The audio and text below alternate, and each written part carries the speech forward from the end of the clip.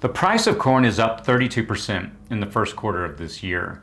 Beef is up 17%. The price of chicken is up 25% in just the last 2 months alone. You have probably noticed that the price of gasoline is up 41% as well. Still, you may not have yet seen that the cost of a metric ton of olive oil is up over 182% since the start of this year.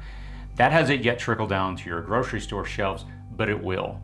So what's going on? Gasoline is actually in a surplus. There are mostly enough cows and chickens. There hasn't been a collapse in olive orchards. Shortages aren't always tied to singular events, but distinct events can lead to shortages for consumers. When we think of shortages, we tend to only think of them as the unavailability of a product because it isn't available anywhere. It used to be that when the potato got blight or the drought wiped out crops, that was it. None of that crop was available to anyone. But shortages have become very complex over the years as a global supply chain has sprung up. Sometimes there's a shortage of a crop, but on a dock somewhere, tons of it are rotting away. This video will examine some of the shortages looming on the horizon and what you can do about them. From crops to pharmaceuticals to fuel, this year is shaping up to be the year of shortages. So let's take a look. Please consider subscribing to our newsletter by clicking on the link in the description and comment section below. If you enjoy this video, please subscribe and click the like button to help the channel grow. Food shortages. Recent research sponsored by the global credit ratings agency Moody's concluded that by the end of the century, parts of the US and Europe are now bound to experience severe reductions in rainfall, equivalent to the American Dust Bowl of the 1930s, which devastated Midwest farming for a decade. Food shortages are the most glaring shortages we face, but they don't have to just come from drought-induced crop failures. More than 1,000 barges backed up on the major transport artery near Memphis after engineers discovered a significant fracture on the Hernando de Soto Bridge, connecting Arkansas and Tennessee via Interstate 40. Many of those barges contain grain. To put this in perspective, each barge has about 7 semi-tractor trailers full of grain. This caused crop prices to soar higher than the record highs and stop the flow of grain to New Orleans, which accounts for about 47% of grain exports. This was a short-term disruption, but it did hit crop markets where soybeans and corn futures have risen to multi-year highs amid adverse weather in Latin America and a buying spree from China. Even a short-term disruption like this causes a rippling price increase on everything from plastics to dog food to bread and corn syrup. Food commodities are up 31% in price over last year. This is a commodities increase. That's long before the farmer invests, the manufacturer purchases and processes the raw materials and so forth. The price trickles down to the consumer in the form of smaller portions and higher prices. You may have noticed that the beef for your last barbecue seemed a little pricier than usual. That's because the price has risen 17% this year before the product even arrived at your butcher. And it's about to get much higher. A cyber attack on JBS SA forced the shutdown of all its U.S. beef plants, wiping out output from facilities that supply almost a full quarter of American supplies. Slaughter operations across Australia were also down, and one of Canada's largest beef plants was idled. JBS SA is the largest meat producer globally. It's unclear exactly how many plants globally have been affected by this most recent ransomware attack. One thing that is abundantly clear is that ransomware hackers have focused in on infrastructure and commodities because they know that it creates the maximum pain and pressure and is most likely to result in swift and hefty ransoms being paid. There have been over 40 reported attacks against food companies just in the last year, and attacks of this nature are accelerating. Expect the price of beef to soar in the coming weeks. Also, feeding the cattle that can't be slaughtered means that feed grain bills and demand for feed grains will also skyrocket. That will apply further pressure on an already challenged grain market. Also, fewer truckers will be transporting those cattle to stockyards. Continued ransomware attacks aside, meat has been rising in price for some time. It's not just beef that's about to soar in price. Chicken is up 25%. Salmon is up 33% this year, but the supply seems fine. We aren't witnessing massive cow, chicken, or fish die-offs, so why the increased cost? Some might try to dismiss this or blame whatever current political leadership is in office, but they fail to see the bigger picture. These are global prices. If you measure the increase in price in Russian rubles or Japanese yen or Icelandic krona, the price increases are the same. The reality is that these current spikes are for multiple different reasons. In some cases, farming and production has suffered from poor conditions, and there are classic shortages. In most areas, however, there is still an abundance. In some cases, the global supply chains have been disrupted by the temporary closures of the Suez Canal, the mighty Mississippi, even the Colonial Pipeline. COVID-19 has impacted processing plant workers, agriculture workers, and even truckers. It has slowed consumer spending, which forced some producers to ratchet back production. Now they're having to ramp up to meet high demand, but increased demand increases consumer costs. In some cases, the product is just being held back from the market in hopes of a better price. For example, vegetable oil prices have soared in recent months, placing upward pressure on food prices. Sunflower oil has almost doubled since last year. Olive oil has been affected by the reduced yields across the Mediterranean, with rising prices amplified by some crushers' reluctance to sell in anticipation of higher prices. Consumers will see significant inflation in olive oil as bottlers are trying not to buy and sellers are trying not to sell. That's a perfect recipe for prices to skyrocket when the bottlers have to replenish stocks. So, while the olive oil shortage is partially due to reduced yields, it is more driven by greed and manipulating the supply and demand equation. You can't miss these short supplies and high prices because you don't eat corn, beef, chicken, or use olive oil. Agricultural products are broken down into thousands of other food products. Fuel, plastics, and fibers for countless products are all grown and sold. As the price of olive oil soars, all these olive oil users will buy up the vegetable oil, reducing supply and driving up the price further there. The reality of food shortages is that there can be plentiful harvests, but nothing makes it to your store or table, or you get priced out of the product altogether. Expect food shortages to continue through this year with compounding, unique, and very nuanced problems that go far beyond low-yielding harvests. A just-in-time production, processing, and distribution system that has already failed repeatedly in just the last 2 years will continue to wreak havoc with consumer-side supply. You can do 3 things to weather this problem that I see continuing at least into the near future for a couple of years. Prep, grow, and cook. Your best insulation from supply and price fluctuations is an adequate food supply on hand. If you have a few days of food, build it to a few weeks of food. If you have a few weeks of food prep, make it a few months. If you have a few months, you guessed it, make it a full year supply. Second, grow something. Whether you are growing sprouts on your countertop or tomatoes on your patio, you need to be supplementing the consumption from your table with sources that aren't already tied to the US dollar. Maybe that means investing in a good book on foraging and learning how to cook with dandelions or hunt for lion's mane mushrooms. Finally, you may insulate yourself from coming food shortages by learning to cook and cooking on a daily basis. Sadly, many are paralyzed when they can't instantaneously grab a bite out or pick up the phone and get a food delivery. Food from restaurants is marked up considerably, and these rising costs and shortages will pass through the restaurant to you. Remember that when one fast food restaurant launched what they called the $6 burger, the price was at $6. That was just a high-priced name that they gave it to represent what a big, luxurious burger it was. People at the time said that they would never actually pay $6 for a burger. It was actually only $3.95 in 2001. While they no longer carry that same burger, the cost today for a burger alone at the same restaurant ranges between $6 and $11. Learn to prep, grow and gather your food, and learn to cook. You will be more prepped for supply disruptions, your health will be better, and you will save hundreds and hundreds of dollars. Medicine shortages. China is the world's largest producer of active pharmaceutical ingredients, or APIs. China is the source of 40% of the global APIs. The bulk of these ingredients that make up everything from aspirin to antidepressants to throat lozenges gets shipped to India. 5 years ago, India exported to the United States almost $4 billion worth of pharmaceuticals. That staggering number has only grown exponentially higher over the last half-decade. Strained trading relationships with China and a staggering 28.2 million COVID cases in India are slowing and halting production of supply chains.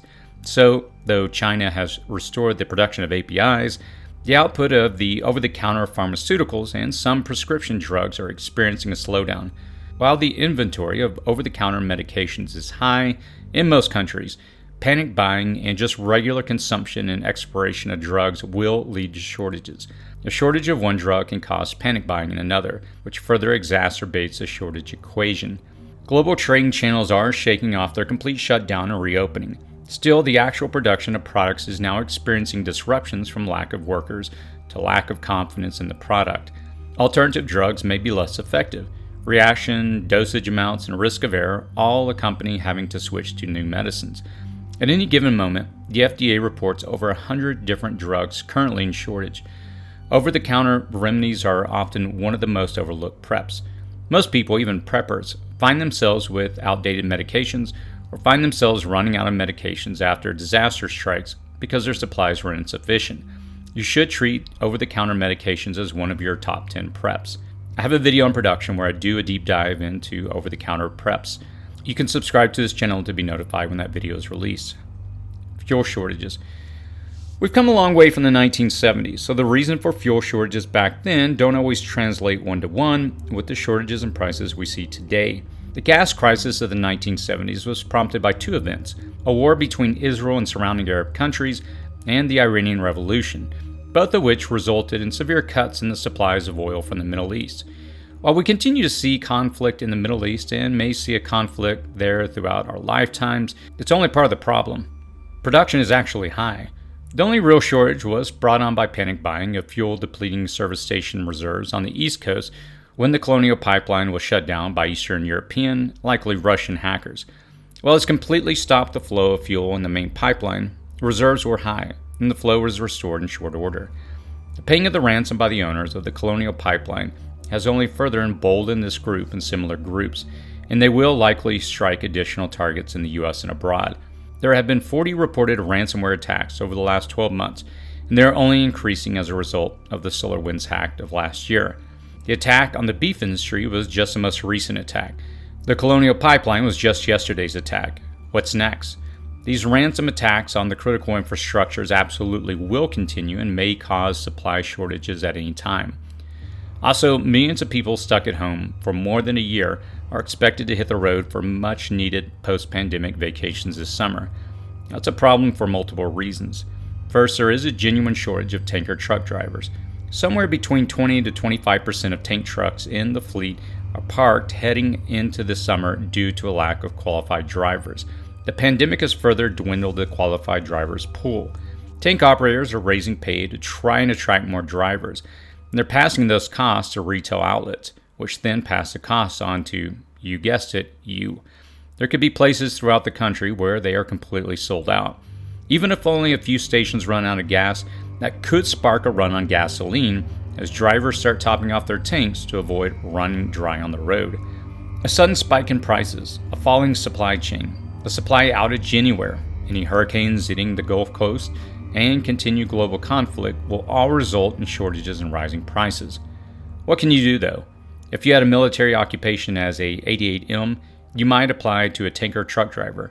Realistically though, the shelf life of gas is between 3 to 12 months, and that's if you have the means to store it properly. Driving less isn't going to help you when it comes to fuel shortages or price spikes, because the cost of transporting anything from food to televisions to electric cars will all be made up out of your pocket. From plane tickets to train tickets, prices will go up. From the cost of a hotel room to the cost of a meal out, prices will go up. The cost of products getting from the field or manufacturer to your home will escalate. Any perceived shortage can lead to panic buying and further disruptive ripples in the supply chains. Even the power used in your home is tied to the fossil fuel industry. The only real solution beyond a significant investment in energy and grid independence, which isn't a possibility for most, is to reduce your consumption and need for consumption. Having some alternative means of energy production, like a small solar generator sufficient to run a small heater or solar power cooler, is becoming almost a necessity. The energy infrastructure isn't likely to improve anytime soon, so whether it is a grid going down or lack of tanker drivers, expect spikes in costs at the very least and shortages and outages at the worst. Prepare accordingly. Make sure you can live with minimal power if the situation demands it. More shortages. So, understanding that shortages can occur even in times of abundance, we're all facing shortages of food, over-the-counter drugs, and fuel. Here is a quick list of several other shortages that you may already be feeling.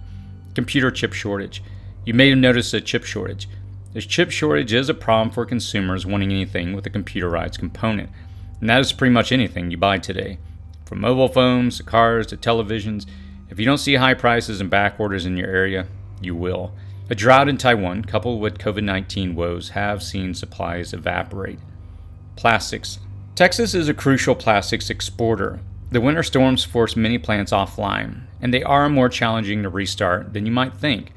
Rising plastic costs result in rising packaging costs. These costs have already increased 40% this year alone. That cost gets transferred to the price of almost every product you buy. Palm oil. Palm oil production has suffered from both floods and labor shortages. Palm oil is not used as a cooking oil, but it is widely used in food processing. It is found in many supermarket products, including bread, pastries, cereal, peanut butter, chocolate, and margarine. It's also used in personal products like shampoo, cosmetics, cleaning products, and biodiesel.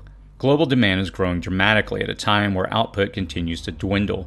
So while you may never feel a shortage because it isn't in your pantry on a daily basis, you will feel the impact of the shortage when manufacturers and food processors have to stop or throttle back production. Lumber. While some mills were forced to close temporarily during the pandemic, a white-hot housing market, those working from home looking to delve into their home projects and build more space, and continued demand for furniture and pulp have all driven lumber prices up tremendously. While inventory is high in some areas and low in others, the lumber problem is further complicated by the trucking and distribution difficulties. Tariffs on Canadian lumber have also forced prices higher. The cost of a new home is an average of about $36,000. If you're looking for a bedroom set, prepare to get in the back order log, as you will be waiting for at least a few months for delivery. So while there is still lumber available, the soaring costs amount to a shortage of availability for the average consumer, drive up the prices, and lower the inventory of thousands of other consumer products. Chicken and pork. Due to the increased demand and shortages caused by devastating winter storms in Texas, chicken is getting harder to get. Raising chickens in large-scale production facilities isn't easy nor very healthy. It's created a very fragile supply chain susceptible to failure. Expect these shortages to continue, and you should try to find local sources for both eggs and chicken. The pork shortage dates back to the early plant closures due to COVID outbreaks. Now, inventories have been brought thin, so though plants are reopening, demand outstrips supply. Coffee. Coffee production is stable worldwide, only down a few percentage points from previous years, but shipping delays will cause shortages and price spikes.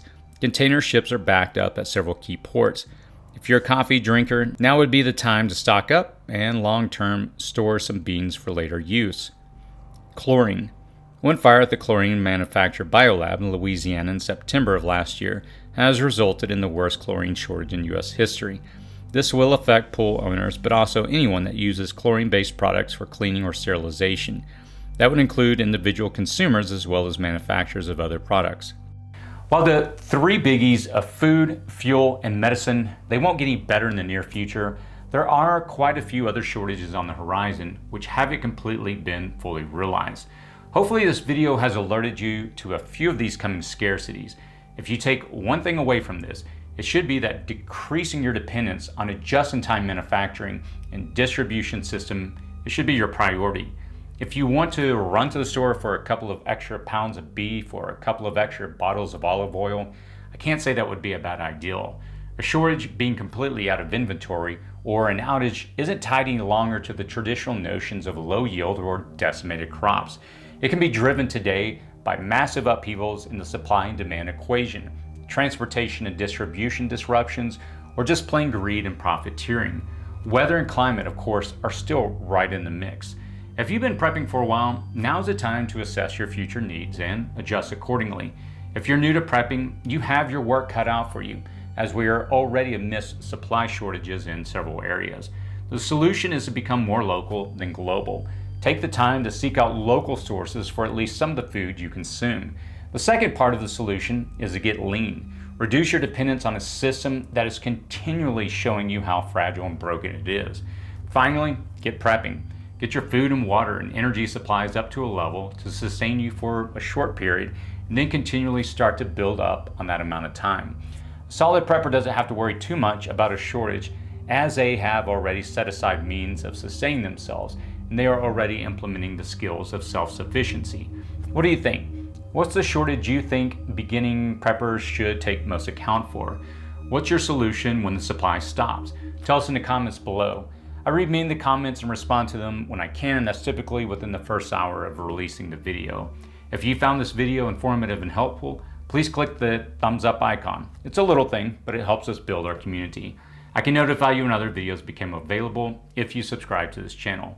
As always, stay safe out there.